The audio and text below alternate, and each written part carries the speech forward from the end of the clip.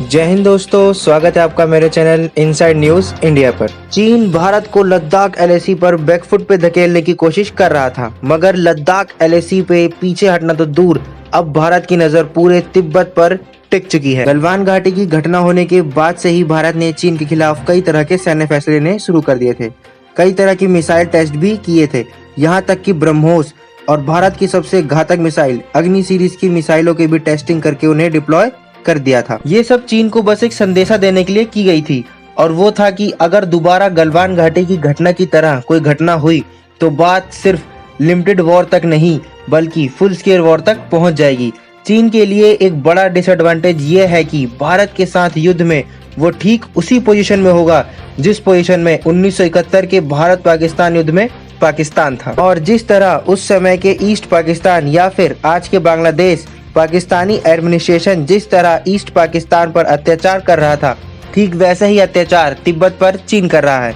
तिब्बत के लोग Chinese administration के बिल्कुल खिलाफ हैं, जो कि किसी भी युद्ध के समय चीन के लिए एक बड़ी दिक्कत बन सकती है। भारत ने भी चीन की इस कमजोरी को भांप लिया है, और अब तनाव बेशक लद्दाख में चल रहा हो, लेकिन तैयारी लद्दाख एलएसी से कई गुना ज्यादा नॉर्थ ईस्ट में चल रही है। फिर वो चाहे बात राफेल फाइटर जेट की डिप्लॉयमेंट की हो या फिर ब्रह्मोस और स्ट्रेटेजिक अग्नि सीरीज की मिसाइल डिप्लॉय करने की, नॉर्थ ईस्ट में भारत बिल्कुल रेडी बैठा है। नॉर्थ ईस्ट में अपनी पोजीशन को और भी स्ट्रॉन्ग करने के लिए भारत ने अब एक और बड़ी उपलब्धि अपने नाम कर ली है। दरअसल यूरेशियन टाइम्स के हवाले से ये मीडिया रिपोर्ट्स सामने निकल कर आ रही हैं कि भारत ने अपने चाइना बॉर्डर के पास वाले एयरफोर्स स्टेशन पर NGHAS यानी next generation hardened aircraft shelter का काम पूरा कर दिया है। भारत पूरे के पूरे नॉर्थ ईस्ट रीजन में इसी तरह के मॉडर्न 108 एयरक्राफ्ट शेल्टर्स बना रहा है, जिसके लिए भारत सरकार ने साल 2019 में 5,500 करोड़ रुपए को अलॉट किया था। इनमें से कितने शेल्टर्स बनकर तैयार हो गए हैं और कितने अभी बाकी हैं, अभी तक ये मीडिया रिपोर्ट्स तो सामने नहीं आई हैं, लेकिन ताज़ा रिपोर्ट्स के मुताबिक चाइना बॉर्डर के साथ लगे असम के चाम्बुआ एयर स्टेशन पर इन शेल्टर्स का काम पूरा हो गया है। इनकी सैटेलाइट इमेज ट्विटर पर सर्कुलेट हो रही हैं। सैटेलाइट इमेज के मुताबिक आज के टाइम इनकी पेंटिंग का काम चल रहा है, ताकि सैटेलाइट व्यू से ये पहचाना ना जाए कि ये एयरक्राफ्ट शेल्टर हैं। फाइटर एयरक्राफ्ट के लिए next generation hardened aircraft shelter की बात करें तो इनको हाई ग्रेड स्टील, कंक्रीट और बाकी ऐसे मटेरियल से बनाया जाता है कि जो इन शेल्टर को इतना मजबूत कर देते हैं कि ये 2000 पाउंड तक की भारी भरकम बॉम्ब्स और मिसाइल्स तक के अटैक से नहीं टूटते।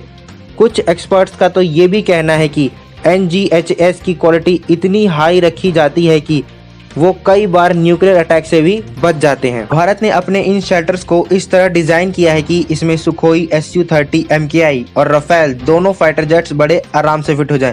भारत ने इस तरह के एयरक्राफ्ट शेल्टर्स आज से पहले पाकिस्तान से लगे बॉर्डर पे स्थित एयर स्टेशन पे ही बनाए थे, मगर अब भारत के नॉर्थ ईस्ट रीजन में भी इस तरह के शेल्टर्स को रिकॉर्ड तेजी से बनाया जा रहा है। LAC पे विवाद लद्दाख में चल रहा है, जहां पर दोनों देशों की सेनाएं टैंक, तोप, मिसाइल को एक दूसरे की तरफ करे बैठे हैं, मगर भारत ने नॉर्थ ईस्ट में भी तैयारी जोरों शोरों से कर रखी है, जो ये साफ इशारा करता है कि अगर लद्दाख LAC पर जरा भी परिस्थितियां बिगड़ी तो फिर भारत का टारगेट तिब्बत रहेगा, और अगर भारत वहां पर थोड़ा भी तनाव या कियोस्क पैदा करने में सफल हो गया तो चीन के लिए संभलना बहुत मुश्किल हो जाएगा, क्योंकि अकेले तिब्बत ही बहुत बड़ा रीजन है और वहाँ के लोग चीन के फेवर में पहले से ही नहीं हैं। वैसे आपको क्या लगता है कि तिब्बत को बांग्लादेश की तरह चीन से आज़ाद किया जा सकता है, या फिर आज के समय ये पॉसिबल ही नहीं है? नीचे कमेंट करके अपनी राय हमें ज़रूर बताएं। इस वीडियो में इतना ही। Thanks for watching my video.